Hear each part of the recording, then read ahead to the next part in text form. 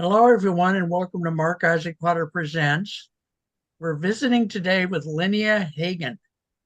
She is a longtime friend. She's an entrepreneur. She's done several books. She's a best-selling author. She's a consultant, been a businesswoman for a while. She really helps organizations, both nonprofits and for-profit businesses, uh, make themselves better and learn more about purpose. We're going to talk a lot about purpose today and really get into the depth of purpose thanks to the wisdom of Lynnea Hagen. Lynnea, please tell us your story. How did you get started? What is your story?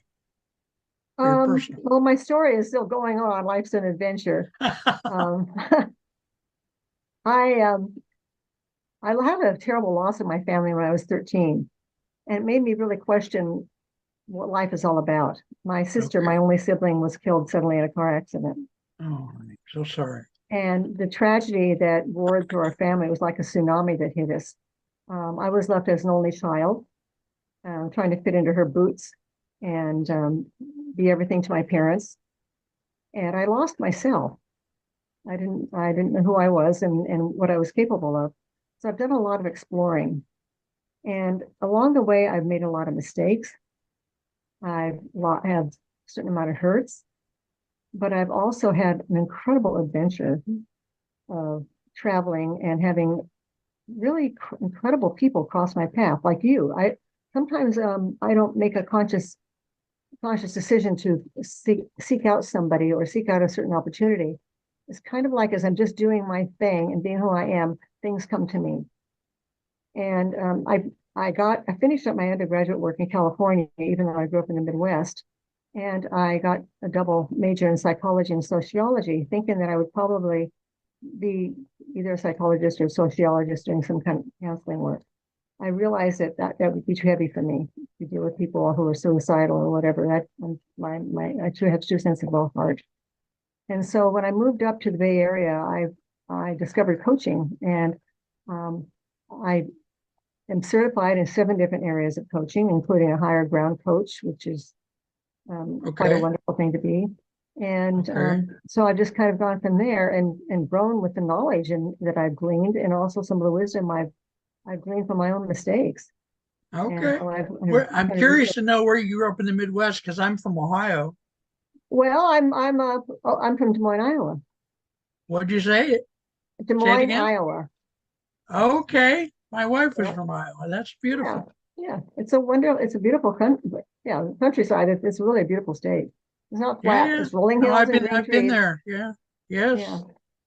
So before we start talking very in depth about purpose, please tell me what you do as a general, day to day running your business. Your business is called the Abundance Company. Mhm. What do you do day to day? Uh, what do I do? Well, the focus of my business, the purpose of my business is to work with leaders who are experiencing stuckness and are ready to experience passion. Very So they're good. exchanging, leaders exchanging stuckness for passion. That's so critical. I just can't even get over that you've been doing that for a while now. So shall we get into the business of purpose? Should we go over there? Well, Go let's get there? into this. I All think I'll right. just do a little overview. All right.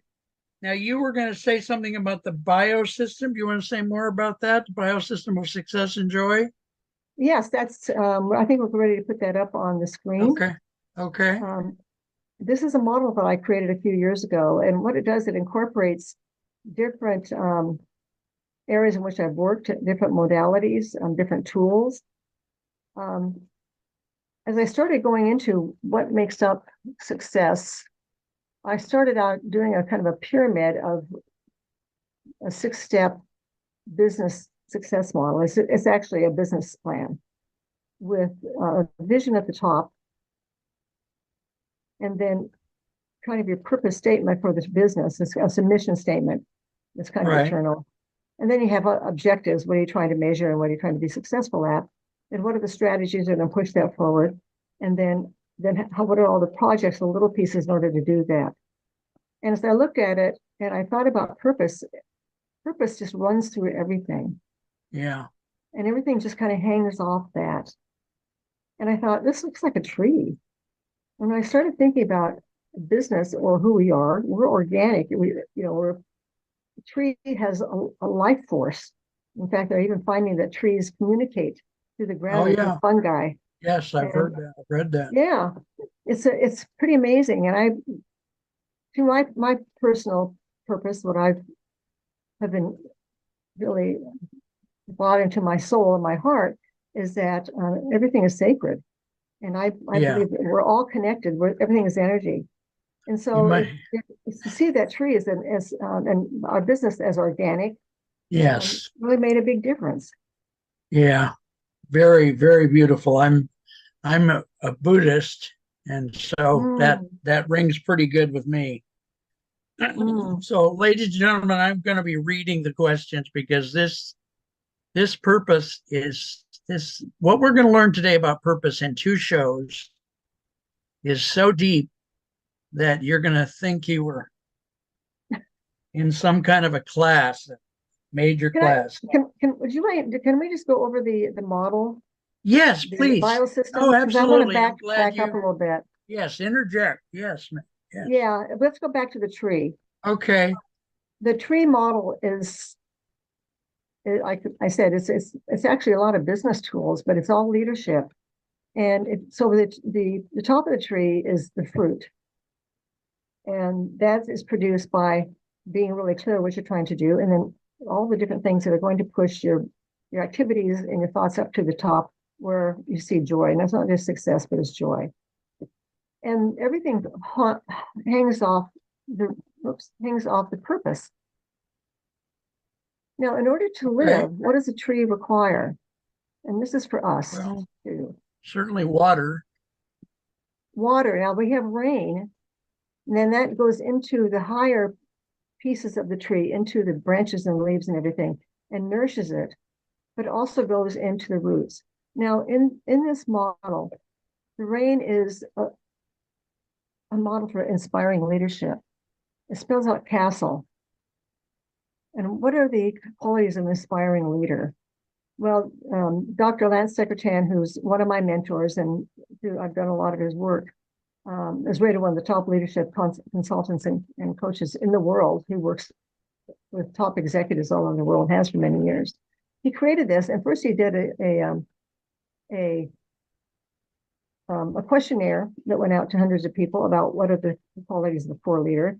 Most of them said that they don't have any guts, they can't stand up to anything, they're phony, they're not in service to anybody, you can't trust them, they don't tell the truth, they don't care about anybody, and they're really not very good at what they do. Oh, So geez. by turning that around, he came up with this acronym of CASTLE, which is inspiring leader exhibits courage, authenticity, service, trust, love, and effectiveness. And as that goes through the organization, people are touched by that and they stay longer. Yeah. And I can give examples, and we go more into leadership in another show, of large corporations that are using it, and difference it's made in their Okay. results. On Yeah. the left is the sun, and the sun is your values, and this is something we need to live by every day. And in fact, I've got an instrument to help people define what their needs are and the values. And once we find out our values that really resonate deep within us, then we're going to find ourselves in places where we fit Exactly. because your values are being honored. Yes. So the values are mastery, chemistry, and delivery. And everybody can be a master whatever they're trying to do, whether it's being a parent. They can have chemistry and really relate to others on a meaningful way. And also delivery, which means you're really listening and you're producing what people really need. So that's what the That's a very nurturing way to conduct business. I wish more businesses would conduct that way. Yeah, no kidding. Um, Yes. Actually, the world, little by little, especially in this country, is evolving towards this. There's the B corporations, which B stands for benefits, and they're very transparent. That's part of what they need to be, and um, they part of their business plan is to make the world a better place in one way or another. So little by little, this is happening. Now, Okay. the roots is where everything on top can be bled or fed. And so if you go into concentric circles, um, here's if we're looking at the tree from the bird's eye view down the trunk, this is what spreads out. And these are the environments of you. These are the things that are either going to feed you or bleed you. And if these aren't being cleaned up, then you're not going to be fully who you are created to be. It's things like your spiritual life, the relationships you have, then your physical environment. What are you looking at every day? It takes, clutter can really hold you back. For instance, what's your physical body like? It's memetics, which is beliefs and thoughts, and your network. What kind of people are you connected to? But as you get closer in, you is really the middle, and you can find that the closer into the middle of the circle is the stuff that's really essential, and that will help you actually more nourished, be more clear about who you are, and you'll Yes. start actually naturally shedding the things that are not healthy for you. Well, and that nurturingness that you're bringing in, changing your personality will come out to your group. It'll Yeah, show up with your group, even if you're not verbalizing it, it will show up with your group. exactly. The Yeah, amount of joy on your face and the kindness that you show to people is something that leaders desperately need to do, and they're not. Some of them are not doing it. Let's put it that way. So, yeah, yeah, yeah. yeah, There's so much of this that the leader would bring everyone who works for them. In fact, I was asked by a bank to come in and do this piece, the leadership piece. Corporate people know about this, and when I tell them this is the work I do, they're kind of blown away. But yeah, they want to do it for everybody every employee, every person in the organization to be more inspiring and to care and that type of thing, and to find a higher purpose. yeah, So that's what we're talking about, with higher yeah. purpose. So let's go And, there. and we're gonna be talking about higher purpose for two shows. I really recommend you watch both shows. Um, Okay. what what are the benefits of knowing your higher purpose? I guess I want to start with what how do you get to the place where you know your higher purpose in the first place? Um, How do Actually, you, it's people like people with me, I'll give you an example. My wife passed away in 96. mm, right. Okay, that changed my life enough that after a year of mourning, I started looking for a higher purpose than I had ever looked for. That caused it. Yep. So, what Yep. gets people to the point where they want to know what their higher purpose is? That's actually one of the pieces. There are a couple of different ways in which people get to the point where they want to. There's a compulsion comes from the inside, and there must be some kind of drive to know it. With me, I survived and thrived through a lot of really challenging, painful things, and I learned a lot. And I just had the compulsion. What do I do with all this? I've got all this knowledge and ability, and what do I do with all of it? Why am I here? Why am I collecting all of this experience and knowledge? Right, You know, right. it's not for me to sit on it. That would be horrible. Now, And my so question is, can a business leader uh, come to this decision to work on purpose because of things in the business, like we're getting outperformed by the competitor, or we're losing money every month, or my workers are not happy and I'm afraid they're going to walk out on me. Could that kind of a thing trigger somebody calling Yes. you on the phone?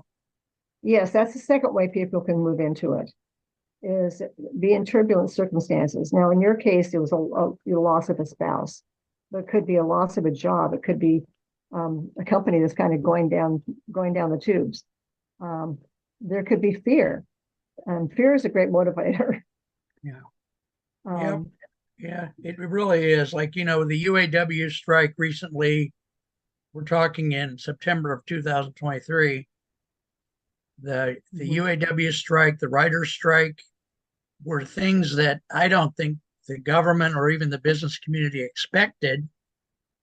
But, it's a balance between workers and the employers. So anyway, let's go to what are Yeah. the So, benefits of knowing your highest purpose? oh my gosh. There's a lot there, huh? This will be the half an hour show right here. Well, Introduce. there's something called the why be do, and the why is why am I here? The B is how am I going to be while I'm here? And the do is what am I going to do about it? And what am I going to do from here on out? And oh my gosh, it lights a fire within you. It lights a spark. It makes life more joyful. It gets you through some of the tougher days. It elicits better self-care. It elicits better self-respect. It shows you have a path in this world. And once you get that, it's funny the things they'll start coming to you. They'll show you the work you can do. And the work is not necessarily, something that you're going to be doing every day. It's actually the way you are every day. Okay. How do you So show throughout up throughout your day, yeah. How do you show up? throughout your Right. day? Exactly. And, and I think a lot of people ask, there's got to be more than this. They have everything in the world, and we got to be more than this. Why am I here? And so this helps to, pull all that apart, and it gets it to the part where it's really simple. And finding that piece is simple, but it's not simplistic because Oh, it takes some answering of questions, and we can go into those if you'd yeah. like.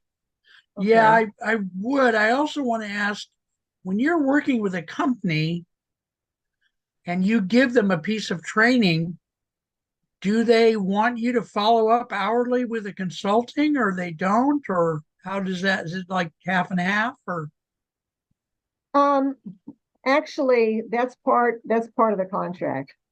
okay, Um, that you'll be people available don't for coaching? people don't fully learn and internalize just by a one-off.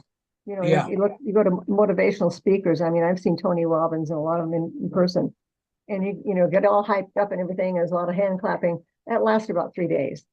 yeah. Totally, but you've got to. It's a. Let me tell you, once you discover your purpose, it sits in your heart. It's a soulful thing, and I mean, I just kind of got this feeling like chills because um, but then what do you do with that, and how do you live it out? Yeah. Yeah. Yeah. Well, how do you keep it going? I took all kinds of training courses in my life, and you're right, they last about 3 or 4 days. And the only way I got the real benefit from most of them is just to stick with it for years till it really went into my bones.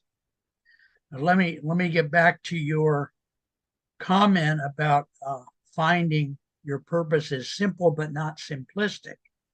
Can you tell us more about that? Well, defining it as comes down to three questions.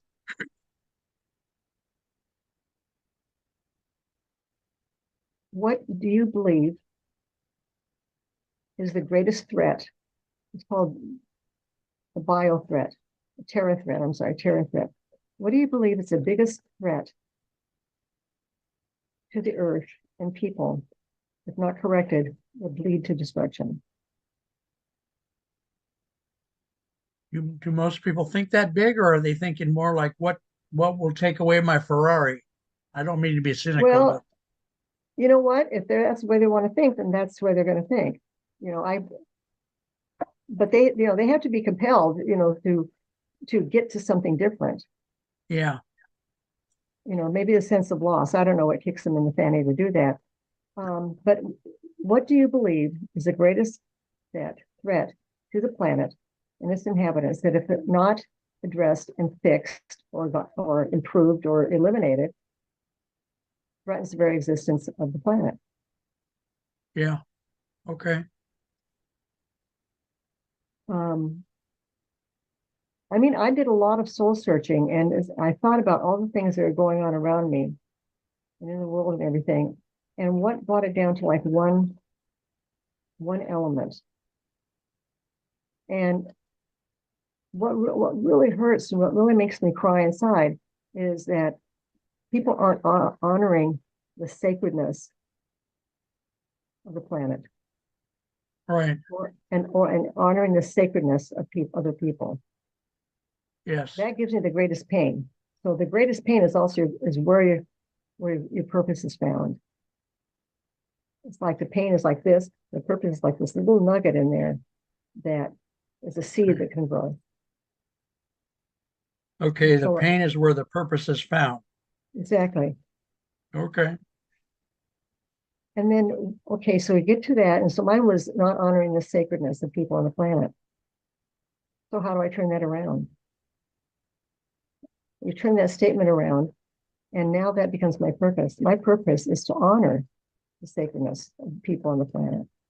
I can start living that out every single day by, recycling, by working with companies that honor, are eco-friendly, by hanging with people who inspire me, and not making remarks and judgments about anybody else, because we're all Yes. going through our own journey, and we're all one. Yeah.